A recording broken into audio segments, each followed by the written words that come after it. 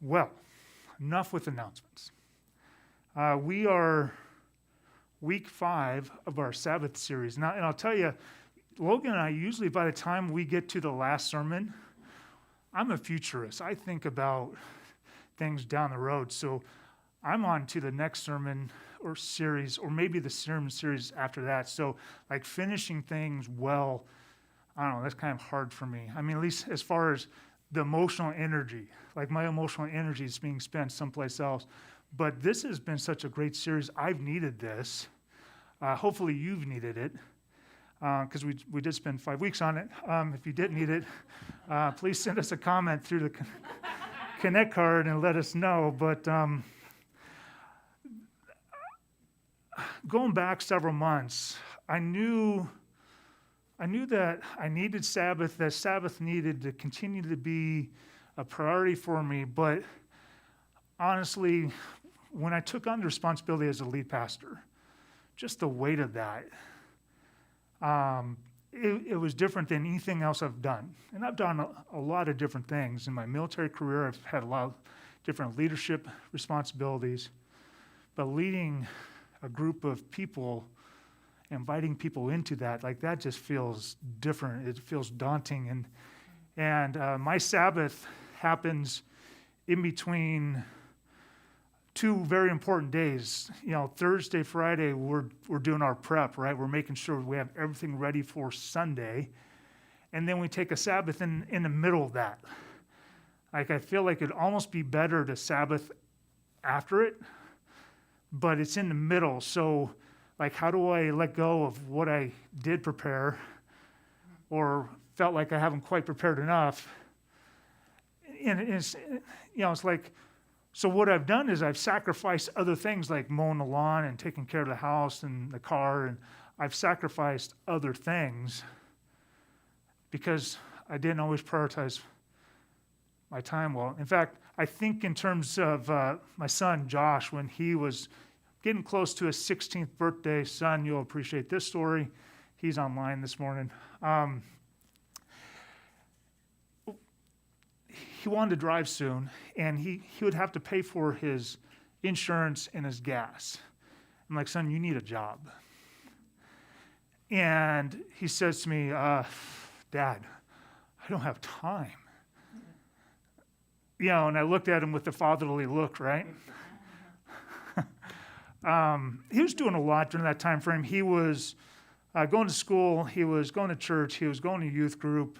He was developing YouTube videos. Like, he would write and act and then produce the video. He was putting a lot of time into this, and this was important to him. And then he was playing video games, which is also important to him. So, like, it wasn't like he was doing nothing. He had a lot going on. But I kind of guessed that maybe there was some time in there for him to work too. And so he applied for Wendy's. And first interview, got the job, and they handed him a sheet, and they said, hey, fill this out. It's a 168-hour grid. It's a grid of an entire week, and he had to fill out the times when he was sleeping, and the times he was at school, and the time he was at church, and whatever else. Yeah.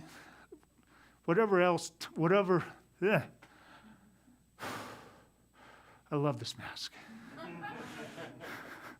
I feel like I'm walking uphill, and I'm not. Whatever else, the time that he had allocated something else, he had to put it on the sheet. So it's kind of like this for Logan. Logan kind of schedules out his time, and, you know, he knows when he's got to sleep. I mean, he's got that marked out because he'll forget, honestly. He probably has lunch on there, yeah, because he'll forget that too. He won't remember to eat if no one texts him. Right, Jen? Uh-huh. So, you know, Josh had to fill this out, and he filled it out, and he had all his blank space still. He goes, Dad, I have lots of time to work and do my stuff. And I had a shocked face, like the one you can't see right now. I had no idea this was going to, no. This reminds me of what Peter Scazzaro talks about when he talks about the rule of life. So why don't you talk about that a little bit? I will talk about that. Turned my microphone on at the right time. Yeah. So, okay, we're good. So Pete Scazzaro, it's not the mask, it's just my tongue, talks about the rule of life. And he talks about how it's a trellis that helps us abide in Christ and become more fruitful spiritually. It's an intentional, conscious plan to keep God at the center of everything we do. So I don't know about you, but I had to look up what a trellis was because I was like, I don't know. And a trellis is this beautiful, there's a picture. It's gorgeous, and what it does is it supports viney plants like grapefruit, or not grapefruit, grapevines. It's fine. We're fine. Everything's fine. We already recorded footnotes. It's good. Oh, yay. Well, there's no shortcomings this week because we've already recorded it. Yes. Okay. So it causes the grapevines to get off the ground and be more productive, which when I think about grapevines and the vine and branches, it makes me think of John 15. And Jesus saying, I am the vine, you are the branches. And so a trellis helps us stay connected to Christ better. And it helps us be rooted in that better because we're able to be more productive and more flourishing. And so the rule of life does the same thing. It gives us a framework for how we can best live our life. And like Rob said, essentially we only have so much time. We have 168 hours in a week. So what are we going to do with that time? How do we make it most productive and fruitful? So a few years ago, before I started my Sabbath practice, which I'm still very much practicing and don't have it at all worked out completely, it's definitely still clunky, but it's there. I wrote out a list of everything I do. And it was a full page between being a mom and being family and work and school and ministry. So imagine this is the family section. Well, maybe this should be family section because it's bigger. And then there's work, and then there's, ministry and friend time, and one in there is dating. It's a small one, but it's there. And then there's exercise and games and all the fun things I want to do with hobbies.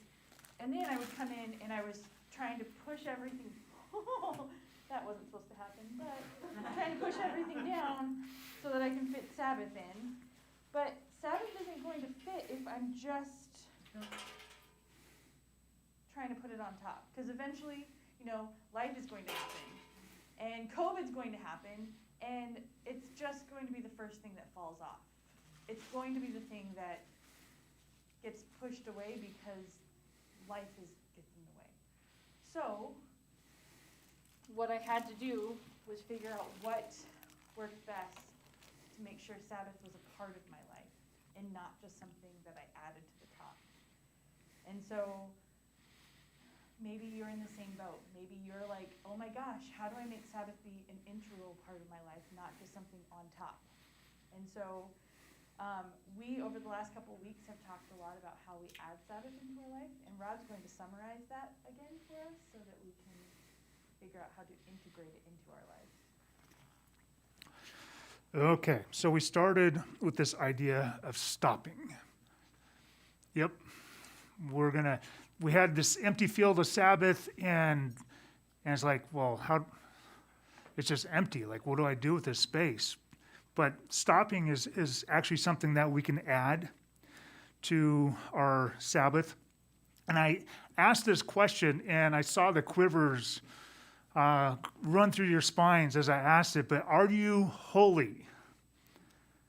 Raise your hand if you automatically yep, that's me, I'm holy. No hands raised. Now we've been told we're holy. Every time the Apostle Paul addresses the church, he calls them saints, right?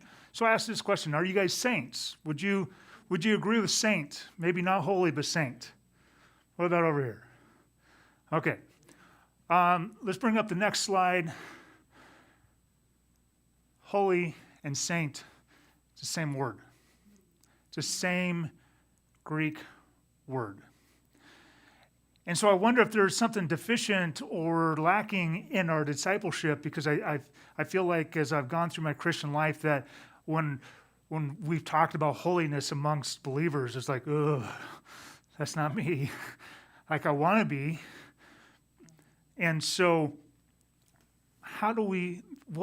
why is our discipleship lacking here? And it's interesting to me that holiness and Sabbath are introduced at the same time, clear back at creation. In fact, holiness and Sabbath are only mentioned in Genesis once, or in one story. So Genesis 2, 1 through 3 says, "Thus the heavens and the earth were finished, and all the hosts of them. And on the seventh day God finished his work that he had done. And he rested," he Sabbathed, "on the seventh day from all his work that he had done. So God blessed the seventh day and made it holy," kadosh, "because on it God Sabbath, he rested from all his work that he had done in creation." Andrew Murray was a pastor in the late 1800s, and I've got one of his books that talks about holiness, and this. He's really helped me have a different view on holiness. Holiness is not so much about what I do, although it's going to impact, it's going to change what I do. Holiness has more to do with God's presence. And so we think in terms of like Moses at the burning bush, take off your sandals, you're on holy ground. Why was that ground holy? Because God's presence was there. When we stop to Sabbath and we say, this time is marked out, it's set aside, it's sanctified, it's holy. When we do that, God meets us in that space, in that time, and we experience his holiness. And as we do that, there becomes these conversations between God and I. It's like, oh yeah, that needs to change. Yeah, the way I just had a conversation with my wife, that's not how I wanted to have that. Oh, the way I think about that, that's not the way I need to be thinking about that. And the actions come out of that. It doesn't start with our actions, it starts with God's presence. His presence in our lives. And so the implication for the first week is God invites us to enter into his holiness through a time of Sabbath, but we can only join in if we're willing to stop what we're doing. And then we said we'd add rest. It's not just enough to stop, but we have to rest, like Shonday is there in the middle of the field. And we're seeing the effects of people not resting well. We're told that 76% of workers feel burned out at least sometimes, and 28% very often or always. Those are big numbers. Nearly half Americans feel increased stress over the last 5 years, and nearly a third of employed adults find it difficult to manage their work and family responsibilities. I asked you the question when we went through this a few weeks back, who felt rested during the lockdown? I didn't. It wasn't very many of us. So why are we not resting well? Well, Peter Scazzaro talks about a secular versus a sacred rhythm of resting. He created this diagram that we borrowed from him. And he says a secular rhythm of rest looks like work, vacation. And then more work, and then vacation gets interrupted by COVID, right? Or something else. Gets interrupted by surgeries or some other significant event for the family. The sacred rhythm of rest was created back in Genesis 2. We just looked at that. It's work, rest. Work, rest. Work, rest. Work, rest. But I had a Sabbath. I've had Sabbath as part of my life for years, but I wasn't feeling rested. And again, the responsibilities of being a lead pastor was something I really had to kind of figure out how to stand up under that weight, as it were. And it made me think about David, King David, who went from being a shepherd to a leader of a nation. And I imagine if I feel the weight of bearing that responsibility, how much more so did David feel that weight? And how did he bear that responsibility? How did he shoulder that? And I think he found himself one day contemplating himself as a shepherd and God as his shepherd, and he penned these words in Psalm 23, Lord Jehovah will shepherd me, and I shall lack nothing. He will make me lay upon lush pastures, and it's not the pastures that we see from Ireland. And he'll lead me by restful waters. Most of the translations I've ever engaged with will say still waters or quiet waters, but the Hebrew word is actually restful. Now, still waters and quiet waters, compared to the flash flooding that happens in parts of Israel, would be restful. But we miss the implication of what he's saying. In fact, Marty said that when he decided to rest, when he added rest to his Sabbath, he found that God was already there waiting for him. It's almost like a shepherd out in front, leading and just waiting for us to catch up to him, to where he's leading us to. Because many times I'm like the 99 are ahead of me, and I get distracted, and I'm over here doing my own thing, lost. But when I come back to where God is leading me to, when I include him in my rest, it's actually restful. And so the implication is you need rest in God. And then we talked about adding delight. There's Shondale smelling a bouquet of fake flowers. But gives us the picture. And Marty talked about Sabbath breathing. He said that we need to create a rhythm for ourselves and for our community, our family. If we're single, then this can be our friends that we engage with on Sabbath. If we're married, then it's us and our spouse and our children. And we got to figure out what does this rhythm look like. We said that we should find a way to delight in God, yourself, and those important to you this Sabbath. Susan Heschel, she's the daughter of Rabbi Heschel, said, in our home, certain topics were avoided on the Sabbath: politics, the Holocaust, the war in Vietnam, while others were emphasized. And the question becomes, well, what other conversations were emphasized? And what I found is that in Jewish thought, there's this very intentional way of looking to delight in the people around them, and intentional way of looking to delight in God. In fact, they've got it written down. They've got it documented. It's like our order of service that we use, for what we do here. We know what we're going to do. We know who's going to do it because we talked about it, right? Sometimes it was 2 minutes before service started, but we definitely talked about it. But delight looks for ways to praise. Delight looks for ways to celebrate. And it's not about what that person is or is not doing, but who God created them to be, I think, is the very best thing we could be delighting in. how whimsical they are, how creative they are, how serious and intense they could be at times, how methodical or carefree they are. Like, that is how we delight. And so we said the implication was this: establish a rhythm of delight. And then last week, Logan talked about what it means to contemplate.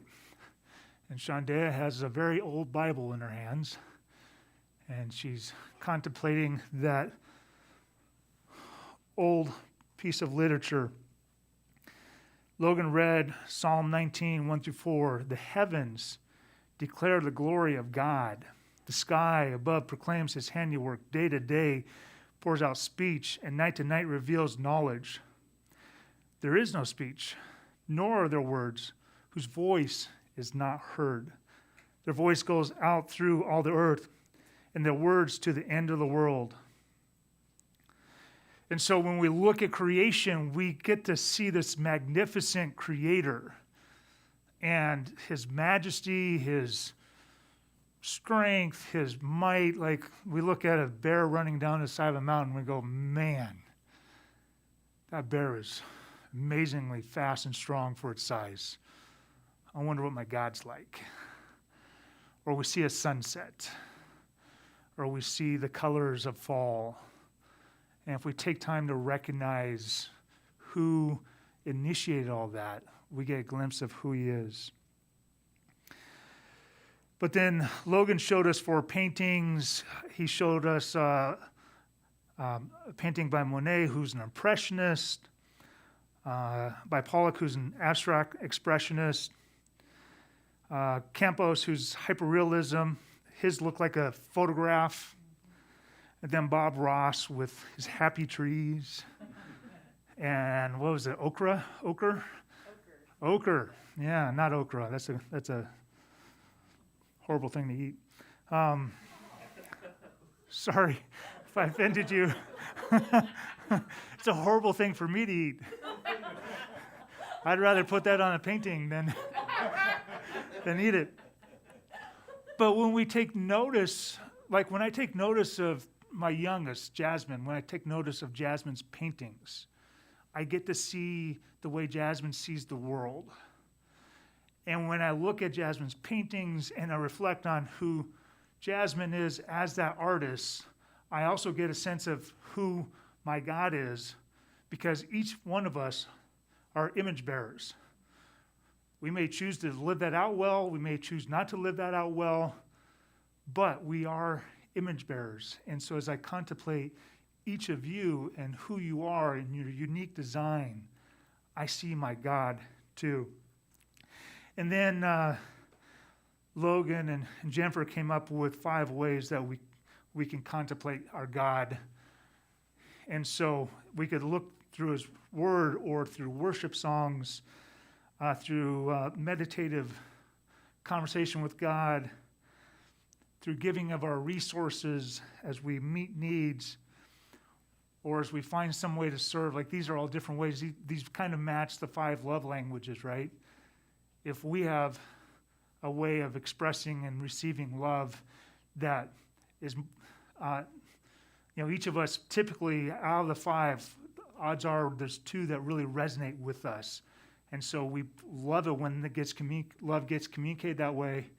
And that's kind of our primary means of communication of affection or appreciation to other people. Well, God created us with those needs. And by the way, as a being, he has those needs too. And so the implication was, know your Creator deeper. So these are things that, by adding them to Sabbath, can we go to the next slide? Can we go to the slide with all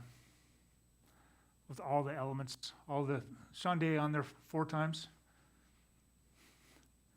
When we add all these pieces to our Sabbath, it creates a special environment for us to engage with our God and experience him in his holiness in the midst of that. Now, our Sabbaths are probably all, or maybe mostly, beautifully incomplete. We're still working on them. We're still playing with things. We're still trying them out, and that's okay. And what happens if we only try to add one or two and just choose to ignore the others? Well, Logan addresses that in this next video. Good morning, Mission Ridge. Y'all thought you were going to get a Sunday without seeing this mug. Not the case. I apologize. That's just for you, Lori. Anyway, we have been talking about Sabbath the last couple of weeks, and we've talked about stopping and resting and delighting and contemplating. And this week, we're talking about putting them all together because they all nest together. They all work as a team. We've talked about this a little bit. So I've come up with a bit of an analogy for you today. So let's hop over here. I'm all about the music, so we're going to use my music program Logic here, where I've been putting together what I call my Sabbath jam. In this jam, we've got our stopping, which sounds a little bit like a bass line. It's a good place to start, right? And then there's resting, which is, quite frankly, really boring. Resting is really boring. About to fall asleep there. So restful. All right. And then the next thing that we've got that we talked about was delighting, of course. Now, delighting is exciting, and we enjoy that, and that's got some energy to it. All right, all right, all right. Absolutely. Absolutely. Let's crank that. Now, last but not least, I talked last week about contemplation. Contemplation is kind of like the melody. Sorry for jumping in on that too early. It's kind of like the melody. Let's start that over. In that it gives everything, it's like without contemplation, what's the point of Sabbath, right? All right, that's not too bad. Now, it would probably be better with some intentionality. That kind of gives it its focus, if you will. And when we combine the intentionality and the contemplation, they work nicely together. They really do work nicely together. All right. So, with that, what happens when we put them all, when we stop and we rest and we delight and we contemplate and we put that all on top of the rhythm of life? You see what I did there? I called my drum track the rhythm of life. It's really funny. I'm hilarious. Don't you guys miss me? I know, Scott. I know. It's fine. Anyway, here's what it sounds like when we put them all together.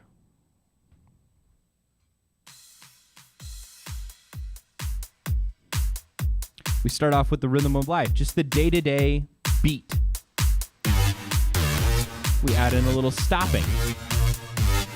That seems to go pretty well. You know, when you rest and stop at the same time, resting's not so bad. And when you delight while resting, find a way to delight in creation. Oh, that sounds good. That sounds real good. All right. You know what it needs, though? A little bit of contemplation. All right.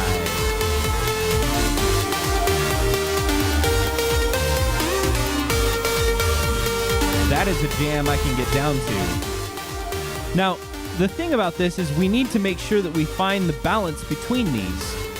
The same way that I have to mix the audio levels, that I have to control which one's turned up and which one's turned down. Too much of one thing, too little of it is not good. There's finding balance. And that's kind of what Marty was talking about last week of you need to just start and you need to practice.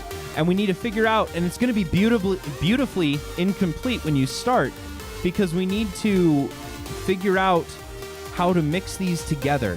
And that's what we're talking about today, how we mix these together.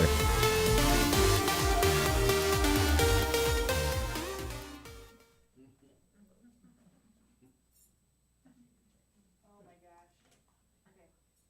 I'm going to raise this up real fast before I put the popcorn.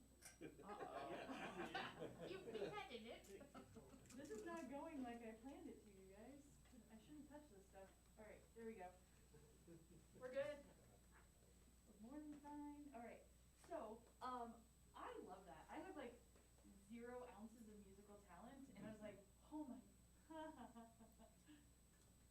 Y'all can hear me. They can't hear me. Oh. Okay. A few weeks ago, we talked about how I've never had a shortcoming. I'm making up for all of them. All of them. So, earlier I talked about how my Sabbath was kind of something I put on top. And I had to remove things, even things that were good. So as I looked at my life, I was volunteering at multiple ministries.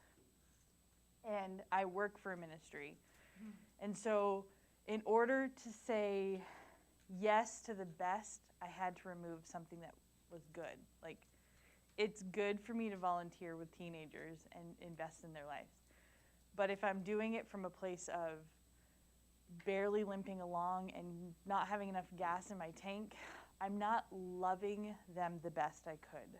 So I had to step out of ministry, youth ministry, so that I could integrate Sabbath into my life.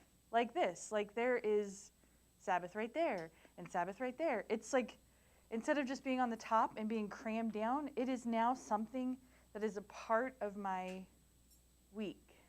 And so I wanted to mix the best popcorn with everything else. There's ghost pepper popcorn in there. I'm not even touching that. So I don't know why Rob bought that. So as part of my Sabbath staples, there's a few things that I added to make sure that I was getting the best Sabbath that I could. And that included, like I mentioned a couple weeks ago, coffee with my friend Jen. Just somebody that I can talk to and lean into and know that they know where I'm at and I can know where they're at.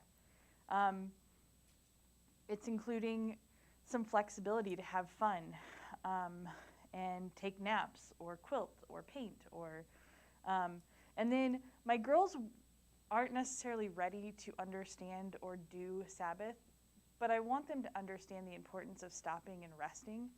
So what I've done with them is I introduced something called Slow Start Saturdays.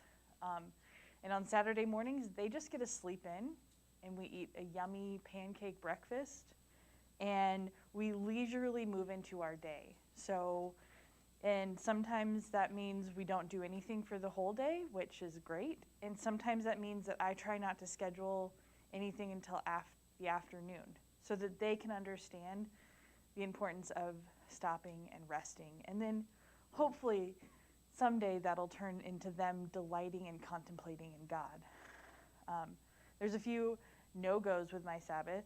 I try not to turn the TV on because as much as I love being able to turn on Netflix and enjoy it, it doesn't necessarily draw me into contemplation.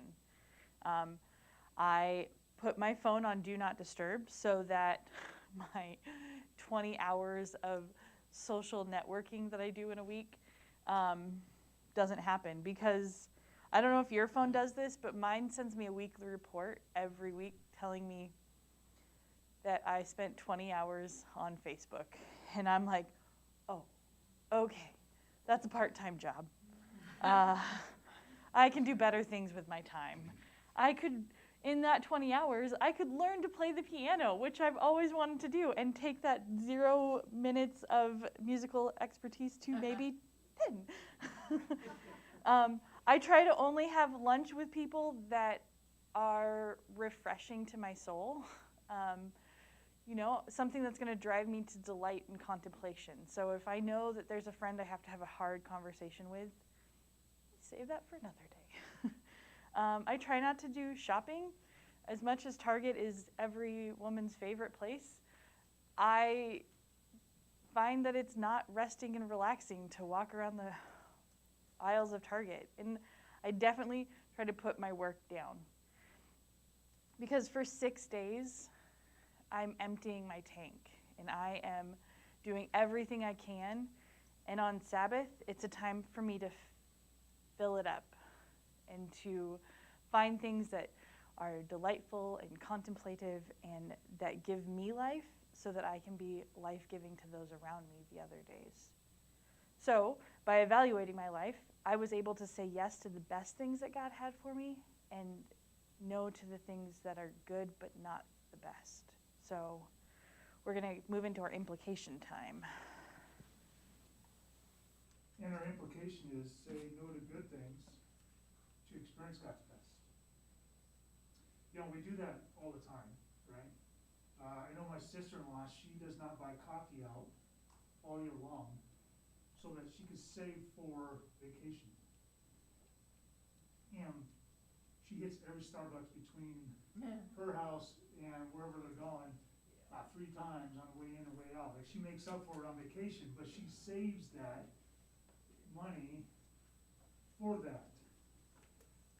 You know, there's some things I'm saying no to, probably donuts. Donuts are a good thing, aren't they? I'm saying no to donuts so I can lose some weight. Jen said no to some good ministry opportunities so that she could be the best at her primary ministry vocation, so she could be her best self for what she does for CareNet. We prioritize and budget money, time, space to meet our values, to match our values. And if we're going to experience God's best, we will need to say no to even some good things. So some next steps. Create your container for Sabbath. This is a concept that Peter Scazzaro talks about. A container is just what's going to define your Sabbath versus my Sabbath versus my neighbor's Sabbath. What's going to define your Sabbath? Set your time and space and schedule for Sabbath. Don't make this too rigid, but have some ideas on what this is going to look like for you. How will you spend time with family? How will you spend time alone? What will meals look like? For me, I try to make Sabbath extra special for our kids. So I called Jacob up last night. I said, Jacob, it was night before last. We start Friday. I said, Jacob, what do you want for dinner? The Sabbath, what's going to be special to you? He goes, pizza. I said, okay, great. Good idea. We haven't done that in a while. What kind of pizza? And he said, pepperoni pizza. I'm like, that doesn't sound special, bud. I know you. He goes, well, yeah, something spicy would be good. So we went to Mod Pizza so all 3 of us could create our own pizza. We all had our own special meal. And then for the kids to come over on Saturday night, because we start with a meal and we end with a meal. That's kind of the bookends for our Sabbath, because we have the rest of our kids, or most of the rest of our kids, come over Saturday night.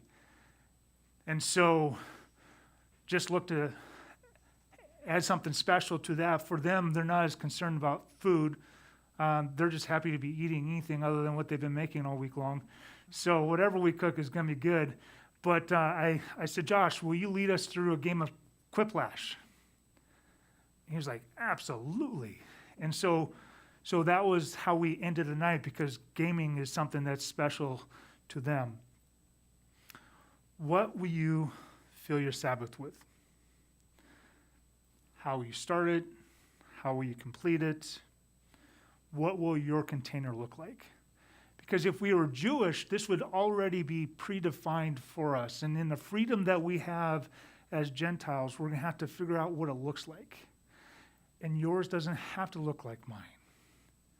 It can be different. Your context is different. And so what is that going to look like for you? If you're married versus single, you know, maybe as a single person, yours is going to include more invitations to friends and neighbors to join you. Maybe as a family, you're going to be less inclined to invite people in because of your context. What's your Sabbath container look like? And then the second step for this is experiment. experiment.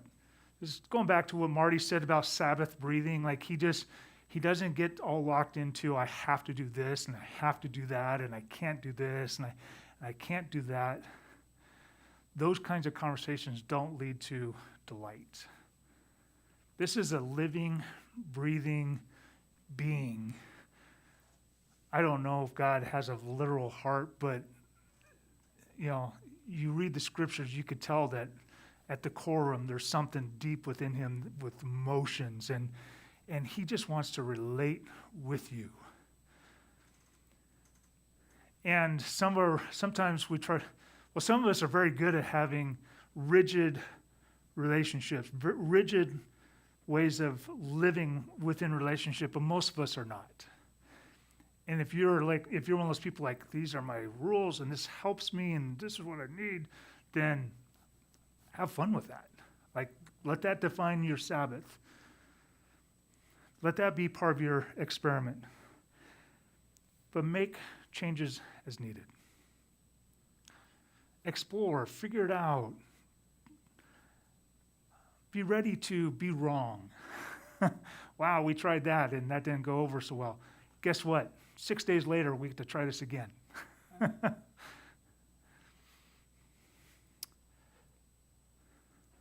Guys, the goal of this series is for us to experience God in his very best. He wants to share his holiness with you. He wants you to experience that holiness. He wants that holiness, his separateness to absolutely change your life. And it just starts by being with him, being present with him, creating space for him, creating time for him to enter in. And just say, this is sacred. We have some chairs. I don't know if you ever gone to grandma's house and there was a certain chair that only grandma sat in. That's sacred. That's holy. That's set apart. That's an idea of Sabbath. When we would go to grandma's house, we didn't take our games with us. That's not what we were supposed to be doing there. We were supposed to be engaging with grandma and grandpa. That's Sabbath. I hope we can make this super simple but really impactful, because our God wants us to experience him. Hey, thank you for joining us today online. I just want you to know that you are super important to us. We'd love for you to consider what your next step is spiritually. That could be talking with a pastor, or maybe connecting to our care group or life transforming group, even via Zoom. Or maybe you've been thinking about getting baptized. Or you might simply want more information about who we are as a church. Whatever the case, go to our website, missionridge.church, and hit that connect button and fill out the connection card. And let us know what you're thinking about. Logan and I would love to be on your journey with you. Thank you. Just as a reminder, our bulletin has a ton of information about upcoming events, who we are as a church, and also the questions that we will be discussing in care groups this week. If you haven't checked that out already, then head on over to missionridge.church, click the button that says Bulletin. Go ahead, do it right now. Hey, thanks again for joining us today. We hope to hear from you soon, and we're looking forward to seeing you next Sunday. Have a great week. God bless.